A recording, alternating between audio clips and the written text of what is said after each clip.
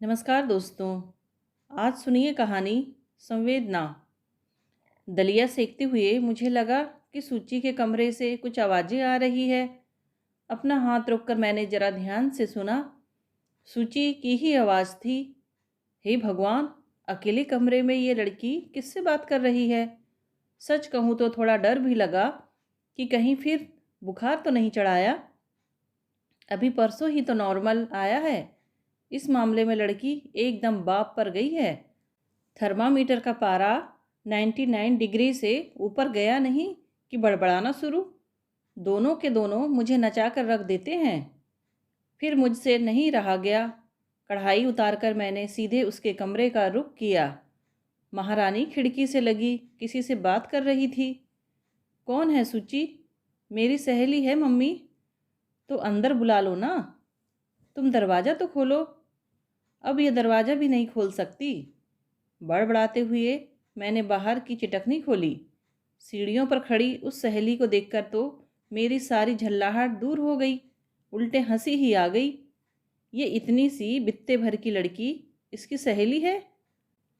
और कॉलेज की दर्जन भर जो हैं उनका क्या होगा? नमस्ते आंटी, उसने अपनी झिलमिल मुस्कान बिखेरते हुए कहा। तो मुझे होश आया।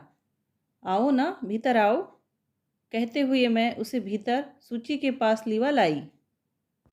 ये इतनी सी सहेली कहाँ पा गई तुम? मैं अब अपना कौतूहल न दबा सकी।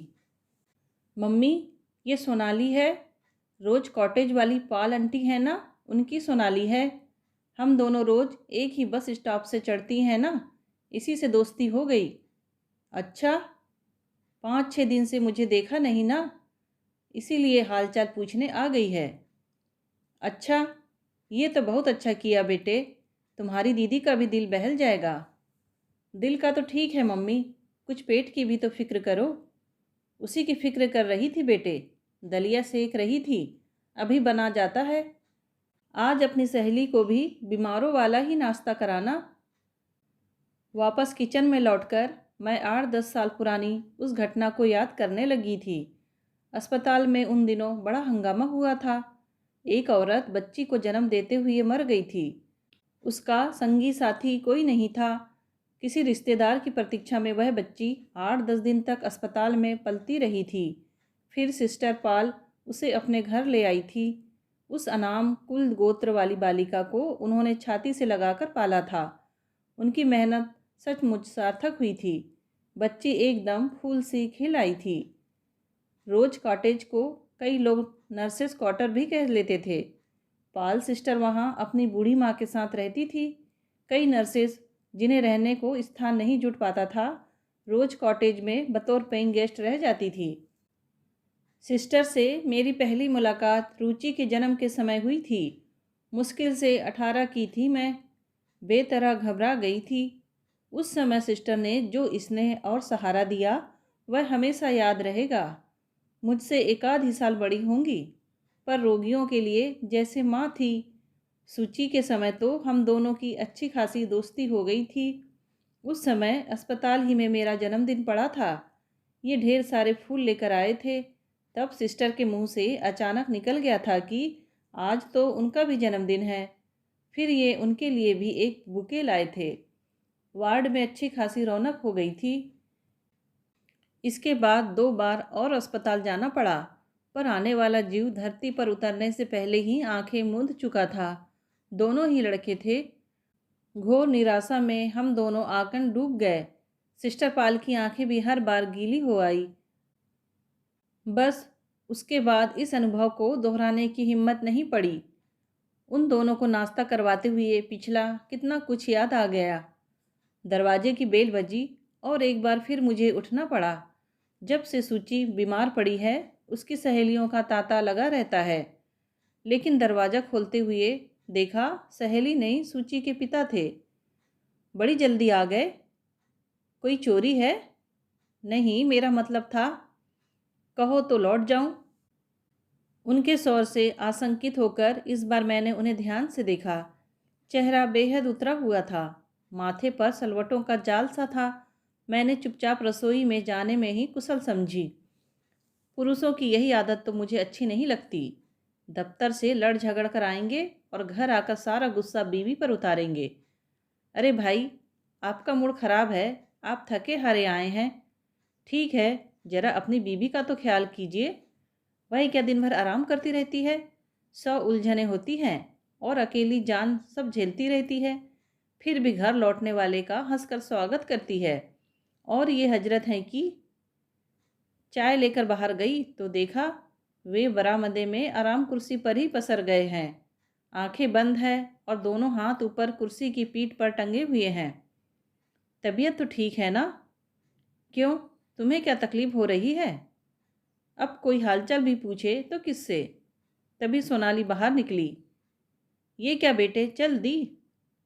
हाँ आंटी, घर पर बताकर नहीं आई थी, सब लोग फिक्र करेंगे। हाँ सो तो है। अच्छा, कल फिर आना, दीदी को अच्छा लगेगा। जी अच्छा आंटी, नमस्ते। नमस्ते अंकल। मैं बड़ी देर तक गुड़िया सी उस लड़की को जाते हुए देखती रही। तभी इनका प्रश्न आया, कौन थी यह लड़की? अरे, ये पाल सिस्टर की सोनाली है। कुछ साल पहले उन्होंने एक लड़की को अडॉप्ट किया था ना। समय कितनी जल्दी बीत जाता है ना। अभी कल तक तो सिस्टर इसे प्राम में घुमाया करती थी, है ना? यहाँ क्यों आई थी? अरे, ये सूची की सहेली है, मैंने हंसकर कहा। दोनों एक ही बस स्टॉप से चढ़ती हैं। 2-3 दिन से सूची को देखा नहीं तो हालचाल पूछने आ गई। सूची से कहो ऐसी वैसी लड़कियों से दोस्ती ना किया करे।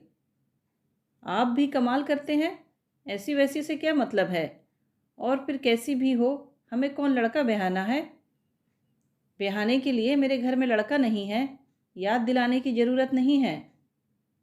आपसे आज बात करना ही फिजूल है, मैंने कहा और कुर्सी की पीठ पर पसरा उनका कोट उठाकर भीतर जा ही रही थी कि पट्ट से एक लिफाफा गिर पड़ा।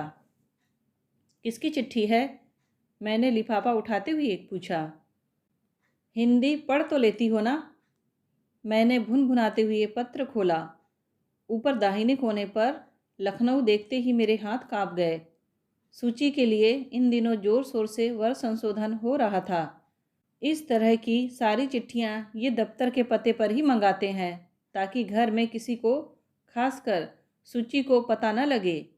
ये लखनऊ वाले अभी पिछले हफ्ते ही तो सूची को देख कर गए हैं। मन को मजबूती से थाम कर मैंने पढ़ना शुरू किया और मेरी तो खुशी के मारे चीख निकल गई। लखनऊ वालों ने सूची को न सिर्फ पसंद किया था, बल्कि वे इसी पंचमी को शगुन देने भी आ रहे थे। इतनी अच्छी खबर आई है, आप है कि ऐसी मातमी शक्ल बनाकर बैठ गए हैं? बाबा रे, मेरी तो जान ही निकल गई थी। मैंने उन्हें मीठी झिड़की दी। अब मुझे उनके उखड़े मूड की परवाह नहीं थी। मेरा तो पोर पोर खुशी से झूम रहा था। उसी ललक में जाकर मैं सूची को भी यह शुभ समाचार दे आई। बेचारी पहले तो भौचक्क होकर देखती रही, फिर एकदम शर्मा गई। उसके गालों पर खिलते गुलाबों को देखकर मैं निहाल हो गई। सच, ईश्वर तेरा लाख लाख शुक्र है।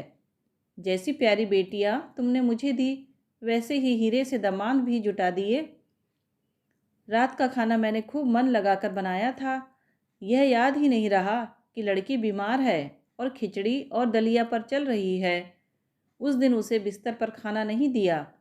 वह भी रोज से ज़्यादा स्वस्थ और चुस्त लग रही थी। उसकी आधी बीमारी तो यह खुशखबरी सुनकर ही दूर हो गई थी। गनीमत थी कि खाने पर इनका मूड अच्छा था, और वह होना ही था। अच्छा खाना इनकी कमजोरी है और उनके गुस्से का रामबाण इलाज है।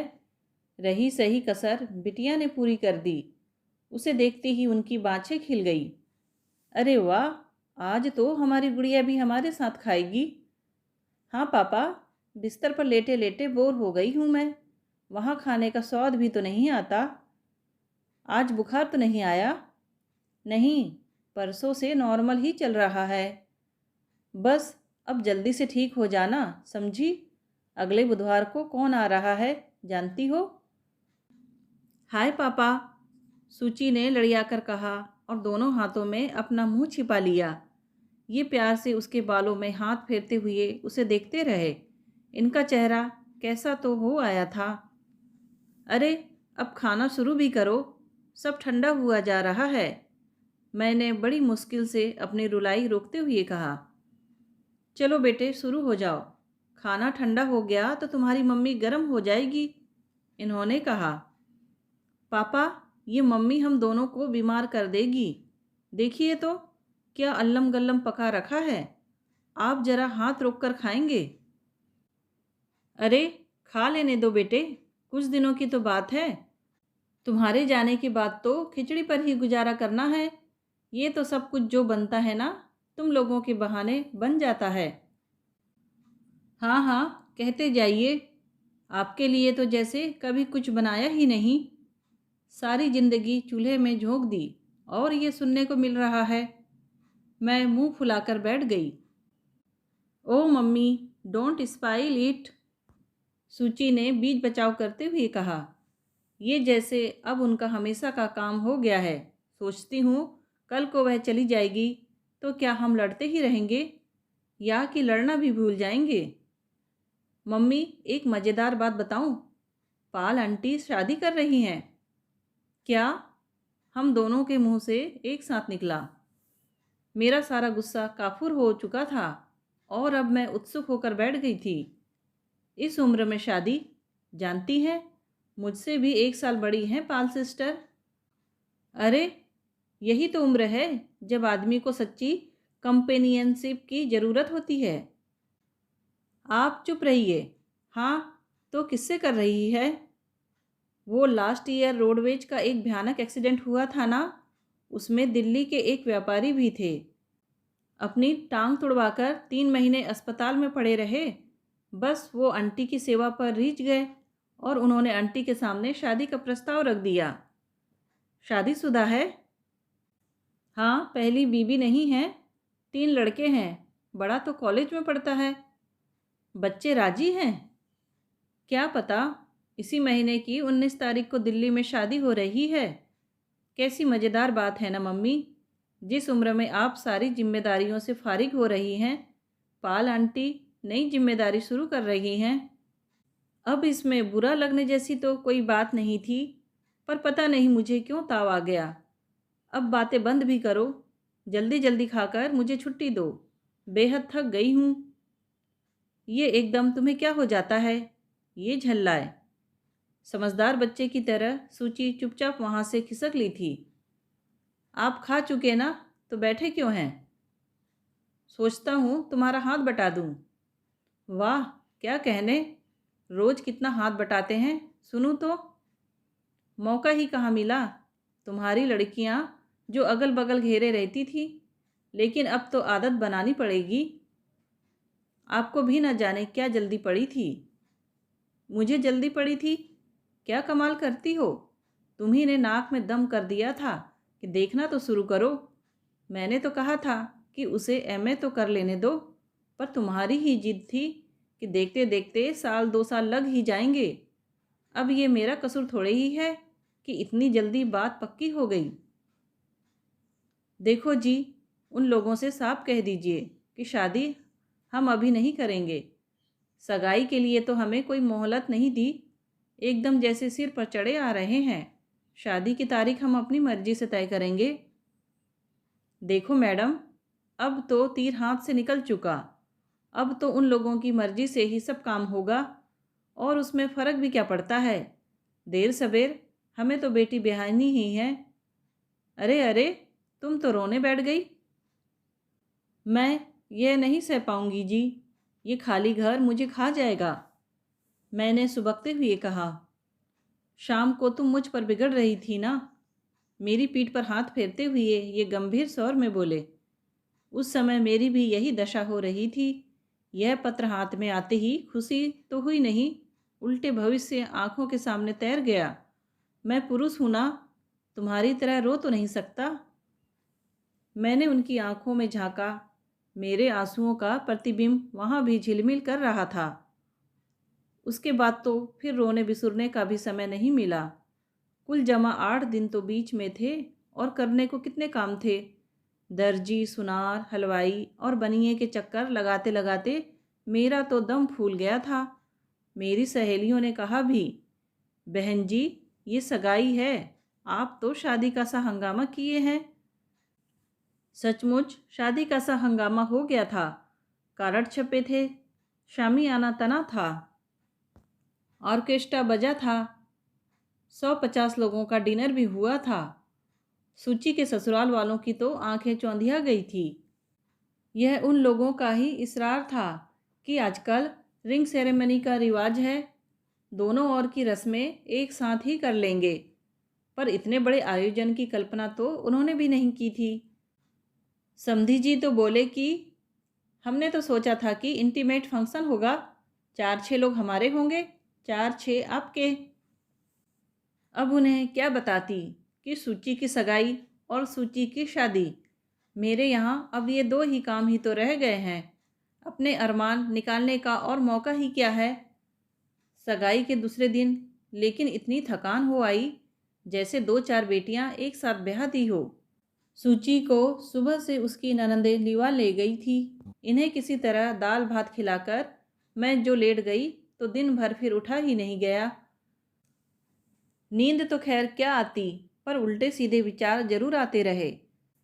सबसे ज़्यादा गुस्सा तो मुझे रुचि पर आ रहा था। इकलौती बहन की सगाई में भी नहीं आई। कहलवा दिया कि देवरानी का प्रसव समीप है और सास जी की तबीयत ठीक नहीं है।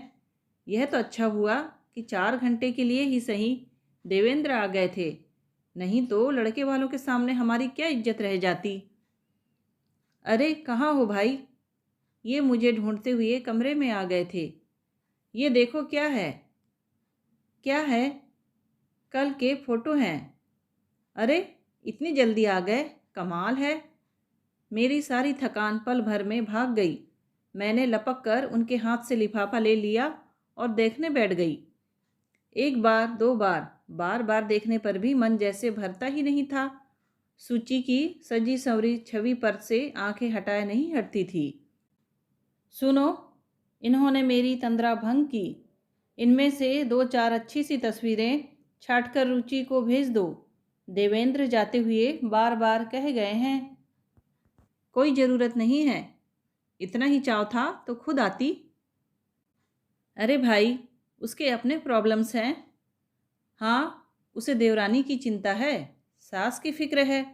माँ हलकान होती है तो होती रहे, इसीलिए लोग लड़के के लिए तरसते रहते हैं।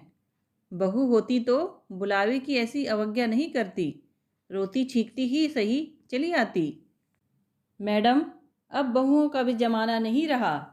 मिसेस मिश्रा की बीमारी में देखा नहीं था, लड़का तो तार मिलते ही पहुंच गया था, पर बहू पूरे 15 दिन बाद आई थी, बच्चों के इम्तिहान जो थे। हाँ, सो तो है। न बेटी अपनी रह जाती है, न बहू अपनी हो पाती है, मैंने उनसास भरकर कहा। तभी दरवाजे की घंटी बजी। खोल कर देखा, सोनाली थी। दीदी है? ना बेटे, वह तो ससुराल गई है। तो क्या दीदी की भी शादी हो गई? उसके स्वर में हताशा झलक रही थी। वाह भाई, ये कैसे हो सकता है कि दीदी की शादी हो जाए और उसकी सहेली को खबर भी ना हो। इन्होंने पीछे से आकर मुझे चौंका दिया। ना बेटे, अभी तो सिर्फ सगाई हुई है। वैसे तुम्हें तो सगाई पर भी बुलाना चाहिए था। आने दो दीदी को, उसकी अच्छी कान खिंचाई करूँगा। फिर मेरी ओर मुखातिब होकर बोले, अरे भाई, खड़ी क्या हो? सूची की सहेली का मुंह तो मीठा कराओ। नहीं अंकल, मैं फिर आ जाऊंगी, उसने संकोच में भरकर कहा। अरे वाह, ऐसा कैसे हो सकता है? और इन्होंने उसे हाथ पकड़कर बिठा ही लिया।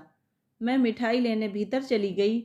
जब लौटी तो देखा दोनों किसी जोक पर हो करके हंस रहे हैं। उस नाजुक सी लड़की ने हमारा अपमान नहीं किया। हम लोगों का मन रखने के लिए भरी हुई प्लेट से बर्फी का एक टुकड़ा उठा लिया और फिर नमस्ते करके चली गई। वे बड़ी देर तक उस बाल मूर्ति को जाते हुए देखते रहे और फिर बोले, बेचारी घर पर बोर हो रही है, सिस्टर शॉपिंग के लिए दिल्ली गई हुई हैं। आज तो बड़ी घुट घुट कर बातें हो रही थी। और उस दिन क्या क्या कह गए थे, याद है? मैंने छेड़ा। सच बताऊं, आज उसे देखा तो एकदम रुचि की याद हो आई। बचपन में वह बिल्कुल ऐसी ही लगती थी। खाक लगती थी। अपने बच्चों को ध्यान से देखा भी है कभी? कितनी गदबदी और गोरी चिट्ठी थी रुचि। एकदम अंग्रेज लगती थी। क्या पता, मुझे तो हर छोटी लड़की में अपनी बिटिया ही नजर आती है। ये बाल बच्चेदार रुचि तो मुझसे पहचानी नहीं जाती। क्या कल को सूची ऐसी ही हो जाएगी? कुछ देर तक स्तब्धता छाई रही। फिर मैंने धीरे से कहा, सुनिए। बोलो। रुचि को एक पत्र लिख दीजिए। तुम्हारा गुस्सा दूर हो गया? मजाक छोड़िए। रुचि को लिखिए कि दोनों बच्चों में से एक को हमारे पास छोड़ दे। क्यों? क्यों का मतलब? कल को सूची चली जाएगी तो दिन भर मैं क्या दीवालों से सिर फोड़ूंगी? मन बहलाने को कुछ तो चाहिए कि नहीं? इसीलिए वो अपना बच्चा तुम्हें दे दे। वह बच्चा हमारा भी तो कुछ लगता है। आखिर हमारा भी तो कुछ हक है। क्या हक है? जब लड़की पर ही हमारा हक नहीं रहा तो बच्चों पर क्या होगा? ऐसी बेवकूफ़ी की बातें मेरे सामने मत किया करो, कहे देता हूँ। मैं तो हैरान थी। इसमें इतना गर्म होने की क्या ज़रूरत थी? आजकल तो इनको समझना मुश्किल हो गया है। घड़ी में तोला, घड़ी में मासा बने रहते हैं। या शायद हम दोनों का ही यह हाल हो गया है। वह पूरा दिन इतना खराब बीता। सूची सुबह से ही चली गई थी। उसके ससुर की कोई बहन शहर में थी, उनके यहाँ खाना था। बाद में सामने वाले शर्मा जी के यहाँ फ़ोन पर कहलवाया कि सिनेमा का प्रोग्राम है, देर तक लौटेंगे। मैंने सोचा 12 से 3 वाला शो तो क्या मिल पाएगा। हाँ, 3 से 6 वाला देखकर लौटेंगे। पर 8 बजे तक भी उन लोगों का अता पता नहीं था। इतनी देर तक कभी लड़कियां घर से गायब रहती तो ये मेरा कोर्ट मार्शल कर देते। पर इस समय इत्मीनान से बैठे टीवी देख रहे थे। एक आध बार मैंने कहा भी कि शर्मा जी के यहाँ से फ़ोन कर लो, पर जवाब में उन्होंने मुझे इस तरह घूर कर देखा कि मेरी सिट्टी पिट्टी गुम हो गई। रात के खाने में मैंने सिर्फ खिचड़ी बनाई थी। 9 बजे तक सूची की प्रतीक्षा करने के बाद ही मैंने रसोई में पाव दिया था और जल्दी में जो बन सका बना लिया था। पर ये टेबल पर आते ही बोले, सुबह दाल भात, रात को खिचड़ी। वाह, अच्छा कॉम्बिनेशन है। बिटिया के जाने के बाद शायद इसी पर गुजारा करना होगा। अच्छा है, अभी से थोड़ी थोड़ी आदत हो जाएगी तो बाद में परेशानी नहीं होगी। मुझे तो एकदम रोना आ गया। एक दिन पूड़ी पकवान नहीं बनेंगे तो क्या प्रलय हो जाएगी? न सामने वाले का मन देखते हैं न शरीर, बस ताने देने लगते हैं। वे पहले तो भौचक्क से मुझे देखते रहे, फिर चुपचाप थाली में चम्मच चलाते रहे। इसके बाद हम दोनों में कोई बातचीत नहीं हुई। वे चुपचाप पहली बार का परोसा हुआ खाकर उठ गए। मुझे बाद में अपने ऊपर बड़ी गिलानी हो आई। यह मुझे एकदम क्या हो जाता है? लगता है सूची की शादी की सारी खुशी सगाई के बाद ही ठंडी पड़ गई। सूना घर जैसे काटने को दौड़ रहा था। घर में हम दो प्राणी थे, पर दोनों ही अपने में कैद हो गए थे। ये तो खाने के बाद सीधे बिस्तर पर चले गए थे। मैं थोड़ी देर को टीवी के सामने बैठी रही, पर मज़ा नहीं आया। स्वेटर बुनने की कोशिश की, पर 3 बार खोलना पड़ा। हर बार पैटर्न में कुछ भूल हो जाती थी। हार कर सलाइयाँ रख दी। मैगजीन उठाई, पर एक भी पंक्ति दिमाग में नहीं आ रही थी। आखिरकार बरामदे में आराम कुर्सी पर पसर गई। सूची पर रह रहकर गुस्सा आ रहा था। क्या वह अपनी मम्मी का स्वभाव जानती नहीं? क्या उन लोगों से कह नहीं सकती? और वे लोग भी कैसे हैं? बस, कल सगाई हुई है और आज से लड़की उनकी हो गई। शादी के बाद तो शायद शक्ल भी ना देखने दें। कोई 10:30 बजे दरवाजे पर गाड़ी रुकी। सूची के जेठ जेठानी खुद उसे छोड़ने आए थे। देरी के लिए बार बार माफ़ी मांग रहे थे। बताया कि सिनेमा के बाद वे लोग शॉपिंग के लिए चले गए थे। सूची ने चंदेरी की बूटेदार साड़ी पहन रखी थी। शायद यह प्रवीण का पहला उपहार था, क्योंकि उसे दिखाते हुए सूची की आंखों में एक अनोखी चमक आ गई थी। वे लोग कॉफ़ी पीकर चले गए। और मैं सीधे बिस्तर पर आ गई। मुझे मालूम था सूची के पास आज कहने के लिए ढेर सी बातें हैं, पर अब मुझ में ही धैर्य चुक गया था। रात 2 बजे तक बिस्तर पर यूं ही करवटें बदलती रही। तब याद आया, नींद आए तो कैसे, रात भूखी ही सो गई थी। सूची पर इतना गुस्सा आ रहा था, एक बार भी नहीं पूछा कि मम्मी आपने खा लिया। बस अपने में ही मस्त थी। तब भान हुआ कि आने के बाद मैंने भी तो उससे नहीं पूछा। ससुराल वालों के साथ पहला परिचय था, वहाँ तो संकोच के मारे भूखी ही उठ आई होगी। वैसे भी तो 100 नखरे हैं उसके, और शाम के खाने की तो कोई बात ही नहीं हुई थी। फिर मुझसे लेटा नहीं गया। दबे पांव उसके कमरे में जाकर देखा, रोशनी थी तो जरूर अब तक जाग रही है। खाली पेट नींद आए भी तो कैसे। पास जाकर देखा, गहरी नींद में थी। हाथों में अंग्रेजी का कोई उपन्यास अध खुला पड़ा था। बेड लैंप की रोशनी सीधे उसके चेहरे पर पड़ रही थी, और नींद में उसका चेहरा बड़ा प्यारा, बड़ा मासूम सा लग रहा था।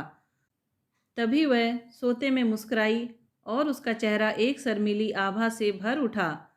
जरूर उसे शाम की कोई मधुर स्मृति गुदगुदा गई होगी। उसके हाथों से किताब लेकर मैंने तिपाही पर रख दी और स्विच ऑफ किया। फिर धीरे से मच्छरदानी ठीक की। ये रोज ही का काम था। मच्छरदानी ठीक करना और सिरहाने की खिड़की बंद करना, ये दोनों काम मेरे ही जिम्मे थे।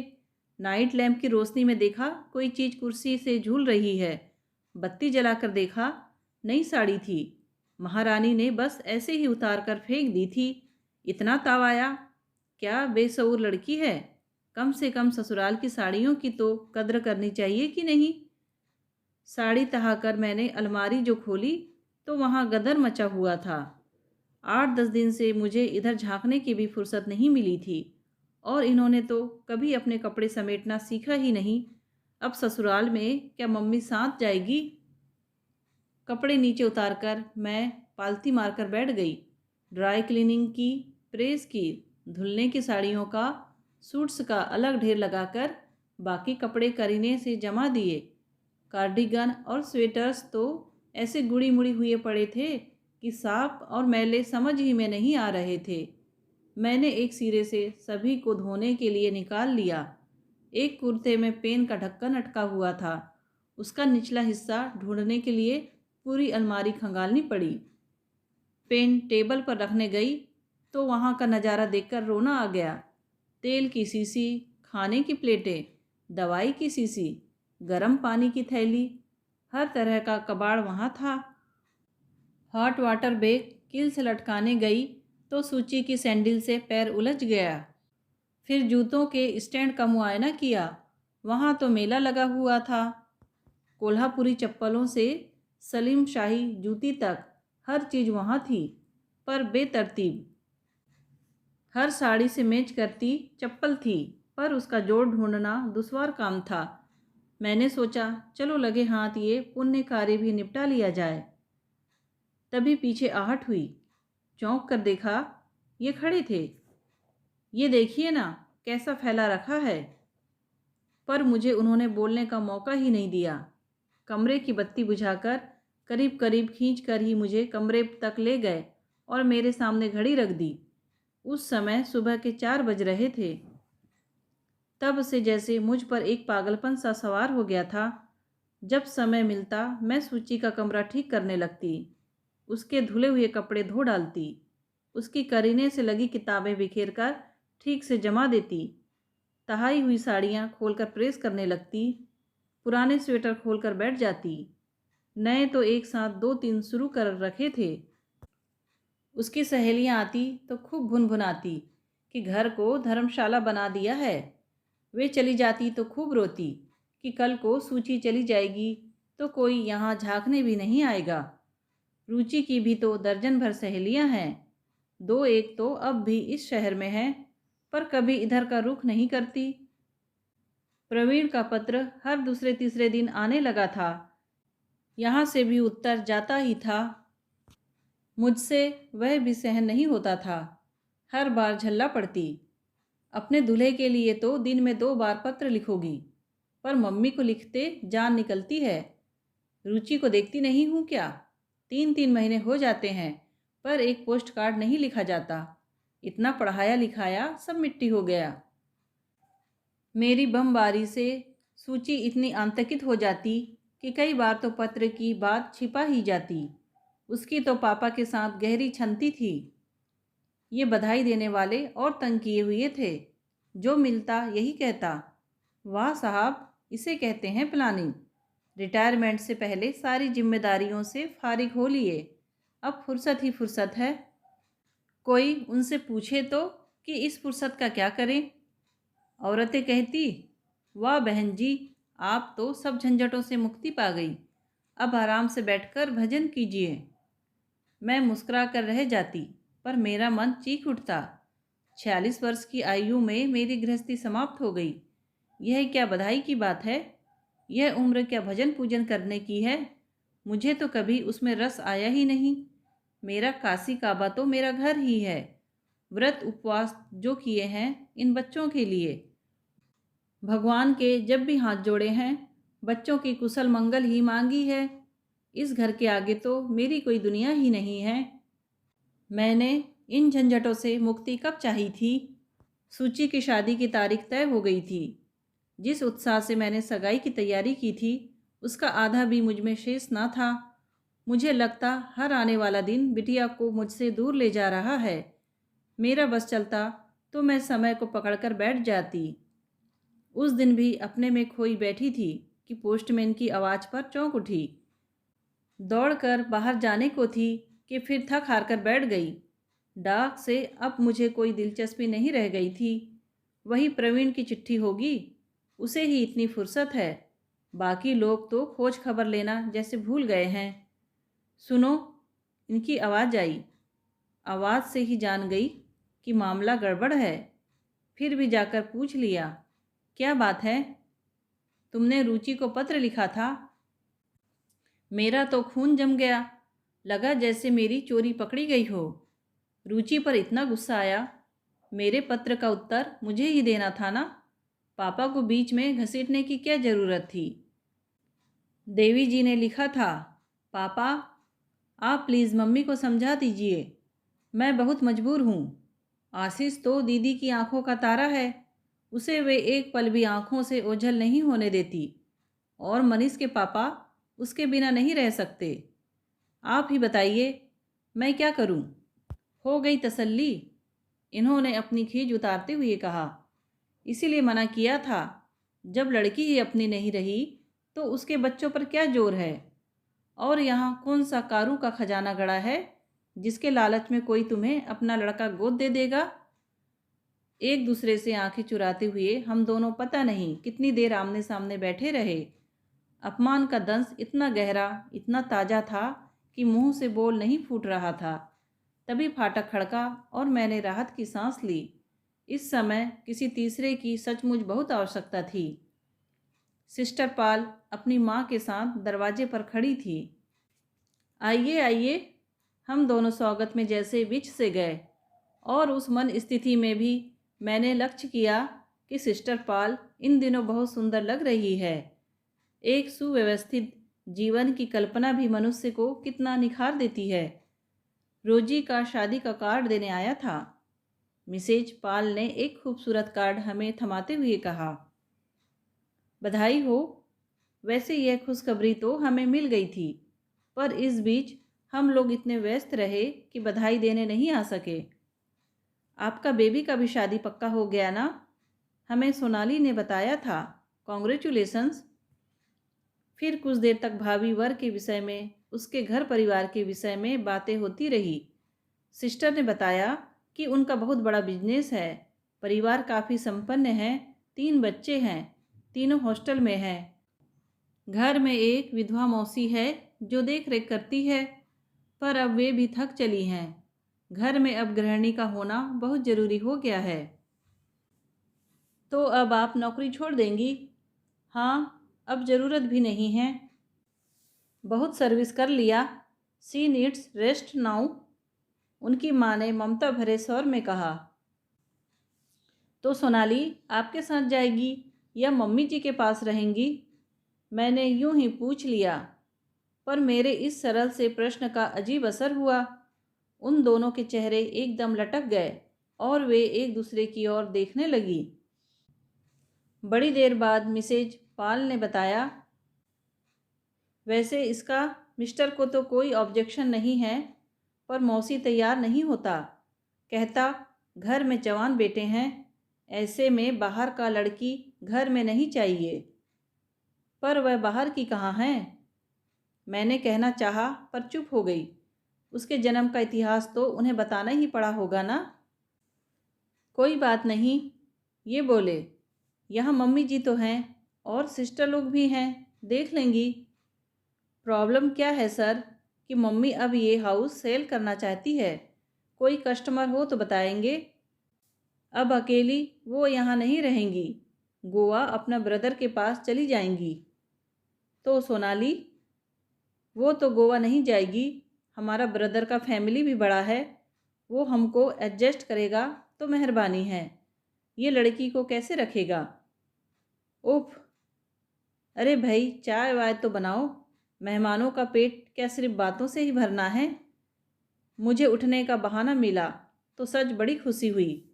वहाँ का वातावरण तो इतना बोझिल हो गया था, मुझे रह रहकर सोनाली याद आ रही थी।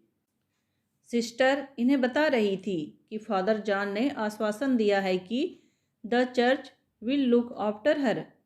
पर इसका मतलब तो अनाथालय ही हुआ ना।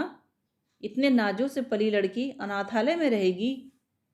चाय नाश्ता लगाते हुए याद आया, इतनी आस्था से कार्ड देने आई हैं तो मुझे भी कुछ देना चाहिए। क्या दूँ? इनके तो मुझ पर कितने उपकार हैं। यही तो मेरे दोनों बच्चों को दुनिया में लाई हैं। सौभाग्य से इन दिनों घर में कपड़ों का अंबार था। मैंने एक प्यारी सी जामदानी चुनी, चूड़ियों का एक सेट उसके साथ देते हुए कहा, दिल्ली तो मैं आऊँगी नहीं, आप हमारी ओर से यह एडवांस में प्रेजेंट लीजिए। वे तो एकदम अभिभूत हो गई, बार बार धन्यवाद करने लगी। फिर एकाएक बोली, बेबी का शादी कब फिक्स हुआ है? जी फरवरी में, फरवरी 18। तब हमको बोलिए, बेबी को दिल्ली से क्या मंगाता, हम भेजेंगे हमारी तरफ से बेबी का वेडिंग प्रेजेंट। सिस्टर, ये एकाएक बोल पड़े, क्या आप सचमुच हमें कुछ देना चाहती हैं? बॉय ऑल मीन्स सर, तो हमें सोनाली दे दीजिए।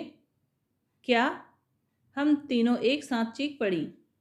यह मत सोचिए कि मैं सोनाली पर कोई दया कर रहा हूँ। मैं जानता हूँ आप उसे मझधार में नहीं छोड़ेंगी। मैं तो अपने लिए उसे मांग रहा हूँ। अपना सूनापन भरने के लिए हमें एक खिलौना चाहिए सिस्टर। हमें विश्वास है आप हमें निराश नहीं करेंगी। लेकिन सोनाली खिलौना नहीं है, एक जीती जागती लड़की है, जिम्मेदारी है। मैंने कहा, तो क्या हुआ? हम अभी इतने बूढ़े तो नहीं हो गए हैं कि एक बच्चे का भार ना उठा सके।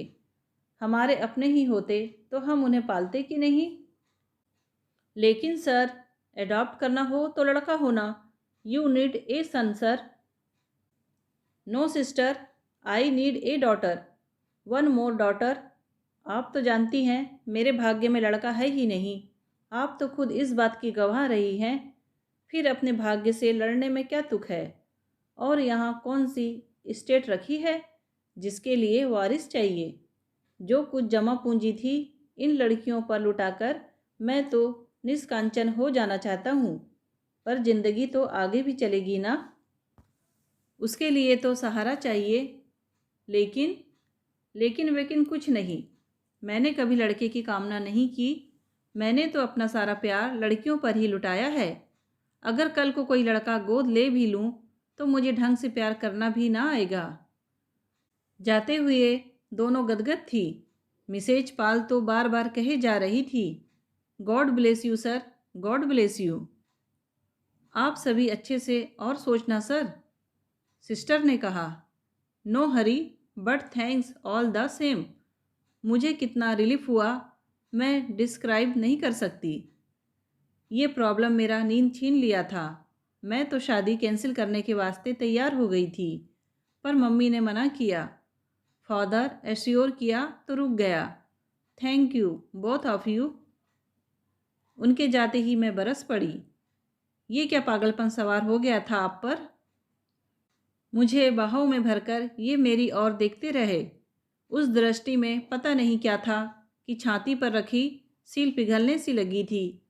रानी, ये तरल स्वर में बोले, पागलपन तो तुम कर रही हो। एक माँ से उसका बच्चा मांग रही हो। एक भरे पूरे घर से उसकी खुशी छीन रही हो। तुम्हारे हृदय में जो ममता का सागर हिलोरे मार रहा है, उसे जाया क्यों करती हो? ये प्यार उसे दो जिसका कोई नहीं है। घर उसे दो जिसके सिर पर छत नहीं है। उनकी बातों ने मन पर चंदन का सा लेप किया। इतने दिनों से मेरे मन में धधकता ज्वालामुखी एकदम शांत हो गया था। दोस्तों, कहानी सुनने के लिए आपका धन्यवाद। प्लीज़ लाइक, शेयर और सब्सक्राइब ज़रूर कीजिए।